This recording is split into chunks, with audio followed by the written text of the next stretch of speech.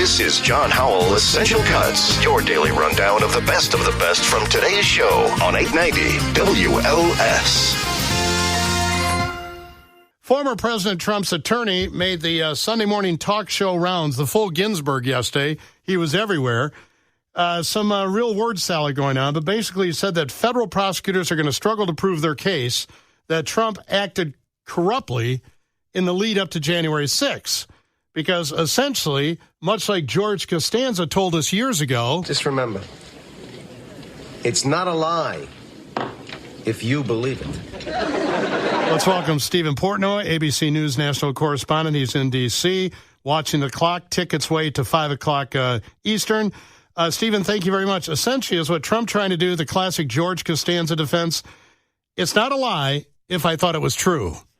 Well, in part, sure, but it's also it's not a lie if I thought it was true, and my lawyer said I could do it. So there are a few elements of the defense, but what the lawyer told a number of interviewers yesterday is that it would be very difficult for the prosecution to prove that the former president was intending to violate the law or commit a crime in any way.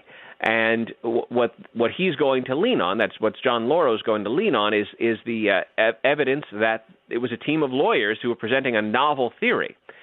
However, the prosecution is going to also present evidence, including testimony from other lawyers and other people close to the former president, that the former president knew these ideas to be crazy, that he knew he lost, and that he was going to do all these things anyway just to make trouble. And that's going to be the argument that prosecutors will advance as they try to have this former president convicted of the 4 counts they're bringing. The defense attorney is going to say that the former vice president, Mike Pence, is going to be his best witness because Mike Pence will be able to testify about the fact that what Trump wanted him to do in rejecting the slates of electors that were signed by the governors, representing the will of the people in each of the states, that in fact what he was doing was he was advancing another lawyer's theory. Now, Pence calls them crackpot lawyers, but they were lawyers, and that's the argument that the defense is going to make. Michael Cohen said famously that Trump talked in code like a mob boss. Do you know, and I know we haven't seen all the evidence in this latest indictment or all the evidence in any indictments for that matter, but is there any evidence that he said, I know this is all BS, but we're going to do it anyway, something of that nature? Well, there was the idea that some of the theories advanced by Sidney Powell, the former president, called crazy. That is perhaps the most damning bit of evidence that would indicate that the former president knew that this was not a good idea and did it anyway. Steven Portnoy is here. Today they have to answer for Trump's social media postings. If you go after me, I'm coming after you, can that be considered intimidation? Well, that's what the prosecutors are worried about. It's interesting. You know, in some criminal cases that we've seen, and we've all seen it, judges would issue a gag order, which would prevent the defendant or the prosecutor from coming out and speaking publicly about the case. The prosecutor's not asking for that here, but the prosecutor's pointing out that the former president has a tendency to speak publicly in his social media posts and at rallies or anywhere else about anything he wants to talk about, including in some cases, the investigations he's been subject to, and now the criminal charges that he is being brought up on. And the idea that he would say something like, if you come for me, I'm coming for you, that could be interpreted as a threat against the witnesses or the prosecutor in this case. And what the prosecution is seeking is a protective order that would govern the former president's use of the material, the grand jury testimony, that the prosecution is prepared to turn over to the defense as part of the normal course of business in the lead up to a criminal trial. The defense is due to issue its response to the request for a protective order. They actually sought a delay, and the judge, Tanya Chutkin, says, no, you won't have any more time. Let's get this show on the road. You're due at 5 p.m. Eastern Time Monday, and we'll see what that response is. But I imagine it'll be along the lines of what the Trump campaign said, which is that the former president, when he says, you're coming for me, if you come for me, I'm coming for you, that is the definition of political speech, that the leading candidate for the Republican nomination for president of the United States attacks his political rivals when they attack him. And that is all he meant, they'll say. Stephen, is a recusal in play here? Will the judge recuse herself or not likely? I don't see a circumstance in which this judge is going to say, you know what, Mr. Trump, you're right. I'm biased against you, and in the interest of justice, I will stand aside. I don't see that happening, and I don't, at this moment, see legal analysts saying that there's cause for her to do so. Now, what's the argument? The argument is that you could say it's three things. One is she was appointed by the president who preceded Donald Trump, Barack Obama, not on its face a disqualifier legally. Two, she has issued tough sentences in January 6th cases. A judge who issues a tough sentence, that's a disqualifier? Not in any example that I could see anyone point to, because typically, you'd say that, well, good for the judge issuing tough sentences. That's what we want in society. That's an argument that some people, some former presidents might make. Now, the third point, this idea that because she ruled against him in a civil proceeding having to do with White House documents that he was seeking to have privilege over, and she ruled against him, saying that presidents are not kings and Trump is not president, that therefore she has demonstrated through her ruling that she is biased against him. Also, legal experts say that is not persuasive or compelling. The other argument that Trump is making is that the case should be moved outside of Washington, D.C., because this is an argument that's been made by January 6 defendants unsuccessfully, that the voting population of Washington, D.C., as evidenced by the 2020 election results, is so heavily skewed against the former president that you couldn't possibly find 12 fair-minded people willing to set whatever political views they might have aside to judge the facts of the case fairly. Legal experts say two things. One, that this argument has not persuaded a single judge in the federal district here in Washington, D.C. to send these cases elsewhere. And two, that in order for you to make that argument, you first have to try to find a jury and then fail to find 12 fair-minded people and then make the case that it should be moved outside D.C. Maybe this just balances out the other case, which is in, Port Lucie, Florida. That's deeply red territory. Well, I mean, that's a political thing you can look at. I mean, and I don't see the prosecutors making the case that it should be moved out of that particular area either. Right.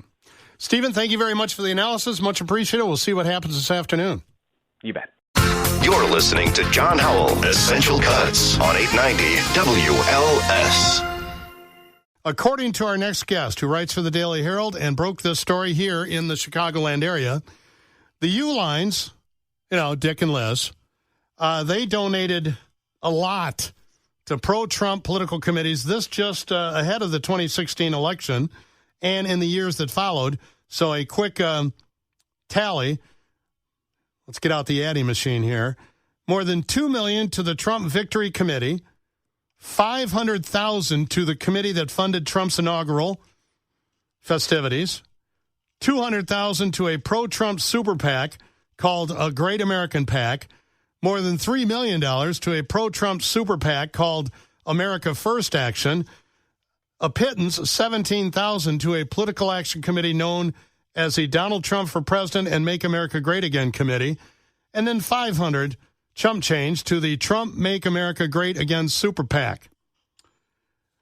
Well, times have changed now. Richard and Elizabeth Uihlein are giving the pro-DeSantis Never Back Down Super PAC $1 million each. So Richard gave $1 million, Elizabeth gave $1 million. Let's start there with Russell Lissau, veteran reporter covering politics for the Daily Herald. Well, they have not given anything to Trump. Why the change, Russell? Hey, John, thanks for having me back on to talk about this. The Uihleins are media avoidant, so I don't know exactly. I think that's putting it gently. I don't know what their motives are, but the sources I've spoken to, the political experts, make it sound like they believe this is a better bet for the Republicans reclaiming the White House than former President Donald Trump. Do you think they learned anything from the money they put behind Darren Bailey? Boy, I don't know. When you've got that much money, you can spend it however you want if you're going to spend it in politics. The difference is he was the nominee. He was alone in the pack, and here there are several Republicans at this point. It's very early in the 2024 race. There are several Republicans in the race. Former President Trump, from what pollsters are reporting, is the front runner. But there are some big hitters in the GOP trying to win the nomination, and they're going with DeSantis. Yeah.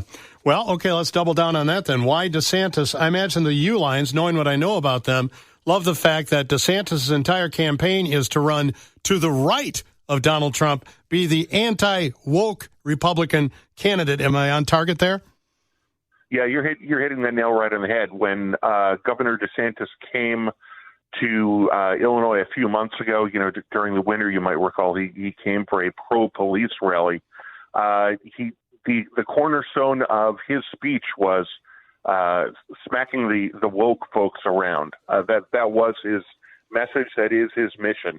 And you see him doing that with what's going on in Disney, with the anti-LGBTQ policies and legislation that have been enacted in Florida, with anti-teacher legislation, with a whole lot of things going on in Florida. He is definitely to the right of former President Trump and consistently conservative. And that is certainly an appeal to somebody like Richard Uihlein, who has occasionally taken a bet on, shall we say, a long shot candidate. Yeah. But ones who are always conservative, especially on social issues. Elizabeth Uihlein has been more towing the party line on the candidates that she backs. Safer bets, I think, if you wanted to look at the GOP candidates as a spectrum. But clearly DeSantis appeals to both of them. It seems like the U-Lines kind of split their money and their vote because they can, if there was roulette, they can play both red and black. Well, in this case, it's red and maybe a deeper shade of red. I'm sure that the U-Lines love the fact that DeSantis promised to start slitting the deep state throats on day one. That plays right into their wheelhouse, I'm sure. Russell, thank you very much. Another excellent article here. Congratulations on the scoop regarding the U-Lines saying goodbye to Trump and putting it behind DeSantis. We'll see how long that lasts, and we'll read more in the Daily Herald. This is John Howell Essential Cuts on 890 WLS. Mundelein is preparing to host a music festival purported to be the first in the state to allow on-site cannabis consumption. The Miracle at Mundelein is going to be hosted right across the street from Rise, which is the dispensary there, right on Armour Boulevard. It happens September 9th and 10th. And those who attend will be allowed to bring their cannabis, if it's in the original packaging, or you can order from Rise. They'd love to sell you some. It is a big change from the traditional music festivals, such as Lollapalooza, which prohibits all illegal and illicit substances of any kind, as well as any form of smoking or vaping. Might prohibit it, but do they enforce it? Who knows? But it's legal now. Municipal pot and also recreational pot, legal in the state of Illinois. Let's start there with Eric Guenther. He's the Mundelein Village Administrator who joins us now here on the Big 89. Eric, thanks so much for your time. How is the community of Mundelein reacting to this? Well, there's been a lot of planning, I can tell you that, and a lot of discussions to make sure that this event ends the way we all hope it to end, and that's obviously everybody has a good time and everyone's safe. But we're excited from the perspective of being able to be one of the first here, and we were on the cutting edge as far as marijuana goes altogether, and the fact that we had the medical marijuana very early, and then the recreational, and then I'm sure you're aware also our facility is one of the only ones around that has an actual a consumption lounge on the premises too. So we talked about this last week. I've said for years, if beer and wine and even hard liquor is sold at outdoor festivals and consumed on site, cannabis is legal, both medicinal and recreational now. Why not, if you accept the responsibility and it's done under controlled circumstances, why not? Yeah, and I think that's a great point that you bring up. It's something that came up in discussions, too. Is I don't know when the last time you were at a concert, but I can't tell you the last time I was at a concert where there wasn't actual consumption of cannabis being done anyway. And like you say, it is now legal. And, so let's just do it under the right regulations and make sure everybody does it safe. Well, a lot of my listeners last week brought up the fact, well, hold on a second, it's still smoking, right? It's still smoke, and doesn't your freedom to smoke end at my nostrils? Yeah, it does to some extent, but as you know, in the tobacco rules and ordinances, that you have to be a minimum of 15 feet away from a restaurant or establishment like that. So even under those circumstances, you might still catch the smell of it. But what will happen here at this particular concert is it will not be observable from the general public, meaning even everyone that attends the concert will be behind a very tall opaque fence, so that nothing can be observed visually, which is what the law requires. And thank goodness, just for the kids' sake, right?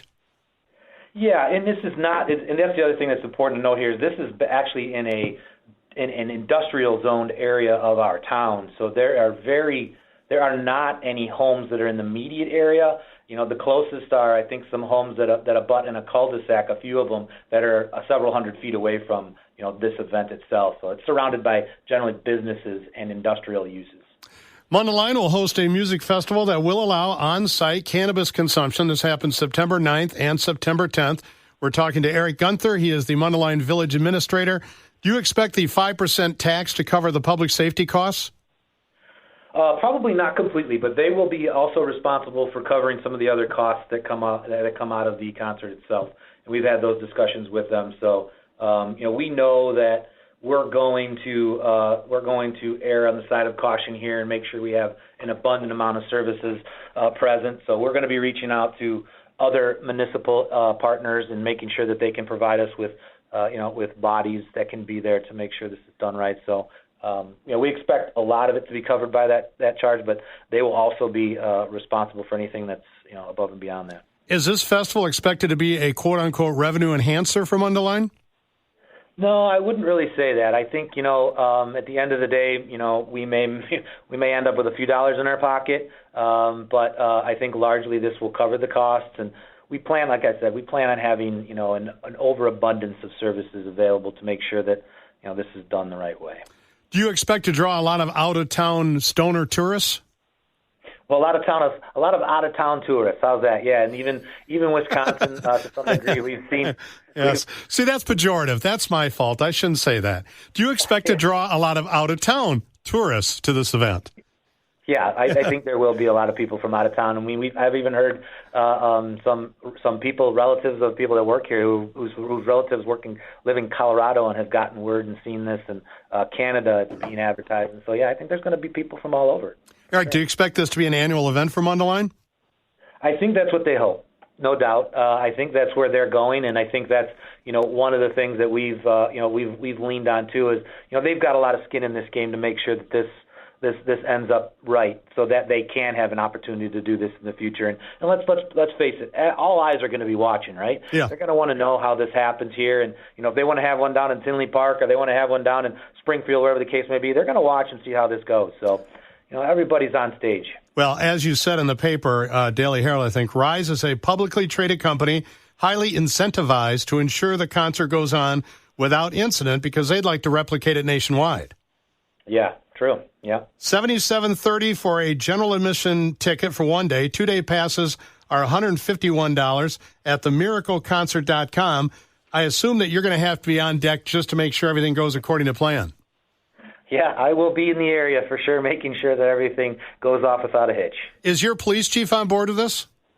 Yeah, he is, and I don't know how much you know about my background, but that's what I was too. I was the former police chief prior to taking on this role as village administrator. So Jason Seeley is his name. We've teamed up quite a bit to make sure that all of our concerns are addressed in here too. This is again kind of a loaded question, but I've had many listeners say to me that are pro cannabis. They say police officers would much rather deal with somebody that's consumed cannabis than somebody who's out of his mind on Jack Daniels. They're an easier handle. Yeah, I think there's some truth to that, but anybody, whenever they're under the influence too much of any substance, is going to cause you issues. It's just going to be different types of issues, right? So, there's no doubt that I think sometimes people with alcohol get a little bit more combative than those that use cannabis, but then again, the ones that use cannabis, they exhibit different signs of confusion and disorientation, and still things that you have to deal with. There's no doubt about it. Well, so we're not promoting overindulgence by any stretch of the imagination. Right. Got it. Well, I hope it goes off without a hitch. I think you have the right idea. Having it in an industrial area, that's a terrific idea. That should be replicated nationwide, at least to start. Yeah, I think it's going to be far less impactful, just where they're at, and the fact of not having that, the influence on the kids, like you say, and not right out in the middle of your, downtown area. Eric Guenther, thanks so much for your time. We'll talk to you again, I'm sure. My pleasure. Take care. You're listening to John Howell, Essential Cuts on 890 WLS. Mark Zuckerberg has named August 26th as a proposed date for his cage match brawl with Elon Musk. But according to the ex-owner, Twitter, X, whatever, the exact date is still in flux. Wow, this is big news. All of America awaits in trembling anticipation to see if we can see this and, of course, raise a little money for, I guess, some sort of charity. Mike Dobuski from ABC News, he's the technology reporter covering this as well. Mike, welcome back to the Big 89. What's the latest on Zuck versus Muck, the cage match? Right. So, again, it seems like it's a little bit in flux, at least if Elon Musk, the head of X, formerly Twitter, is to be believed. He says that he's getting an MRI today of his head and his upper back. He might actually need surgery. So the date here, this August 26th date that Mark Zuckerberg threw out, does seem to be a little up in the air, and that's basically where we stand. So let's go back and just refresh our memories. How did this cage match between two major tech CEOs come to be? This started back in June when Elon Musk, who is also the CEO of Tesla and SpaceX, he said that he was up for a cage match with Mark Zuckerberg, and this post came on Twitter. It was replying to a story about Threads, which is, of course, Meta's answer to Twitter. It's their Twitter clone, which got a lot of press earlier this summer. A lot of people signed up for it. Since then, interest in the platform has somewhat dropped off, but it is still a relatively serious Twitter competitor. So that's how this all got started. And I think it's safe to say at the beginning, everyone thought this was kind of a joke, just Elon Musk being Elon Musk. But Mark Zuckerberg posted on Instagram shortly after Elon made that comment on social media. Mark Zuckerberg said, "Send me location." And The Verge reached out to Meta, to Mark Zuckerberg, and confirmed that Zuckerberg was serious about this. Musk shortly thereafter named the Vegas Octagon as the location for this apparent fight. Later, UFC president Dana White weighed in, saying that he would coordinate the fight, that he's talked to both of these men, and they both say that they're serious about fighting one another. And even Elon Musk's mom makes an appearance in this story. She apparently tried to call off the fight, but as we've seen from recent posts this weekend, it does not look like she was very successful. What's the purpose here? To raise money for some charity organization? Do we know which one? So, again, a lot of this is up in the air, and I do think it's worth just kind of mentioning that as fun as it is to talk about, Elon Musk does make promises that don't ever really come to fruition, or they come to fruition late. So, the details here are a little hazy. But as it stands right now, Elon does say that he wants the proceeds of any live stream, any donations that are made during this fight to go to veterans. And he made that comment yesterday on his platform, on X. And it was interesting because even that was a little bit of a tit for tat between these two guys, because then Mark Zuckerberg took that comment, posted on Threads, hey, one of our platforms, either Instagram or Threads or Facebook, we actually have built-in fundraising tools. And Twitter, now X, doesn't have those tools. So we should actually live stream it on Mark Zuckerberg's platform. So it's, again, pretty up in the air exactly how this is all going to shake out. But, August 26th, they say is the date, but, that could slide. And Musk, he's much heavier than Zuckerberg, right? But Zuckerberg is a martial artist, is that correct? So you want to hear some stats? I have some numbers here written down. I'm doing my best sports reporter imitation here. But Elon Musk, he's 51 years old. He's worth $101 billion. Mark Zuckerberg, for comparison, he's 39. He's worth $246 billion. Musk is 6'1". He weighs between 185 and 200 pounds at our best guess. And Mark Zuckerberg, he's 5'7", so he's a little bit shorter, and he's a little lighter. He's 155 pounds. But as you alluded to there, he is a medal-winning fighter. His specialty is Brazilian Jiu-Jitsu. He took home a gold medal and a silver medal at a local competition in California. Who was running the local competition, just out of curiosity? Do we know? Was it affiliated with Facebook? Facebook was running the competition? Say again? Facebook was running the competition, let me guess? I'm not sure. It did seem like a legit jiu-jitsu competition, but I will say it was held at a local high school. So I don't know exactly how, in the weeds we want to get about jiu-jitsu. Musk, for his part, does say he's been lifting weights at his desk, and he did post some videos on Twitter or on X recently about him training with some prominent martial artists and some wrestlers. But it does seem like Mark at least has sort of the medal, sort of the trophy case here, and maybe some of the stats as well. But we'll just have to wait and see. Mike Dobuski, if you were not ABC News technology reporter, would you watch this event? That's a great question. I don't think I would, but that might have more to do with the fact that I'm just not a sports person. I have, other things to do. Well, this is a circus. This isn't a sport. I don't know how they expect to capture. These are two guys that most of America really doesn't like. Either one of them. Pick a side.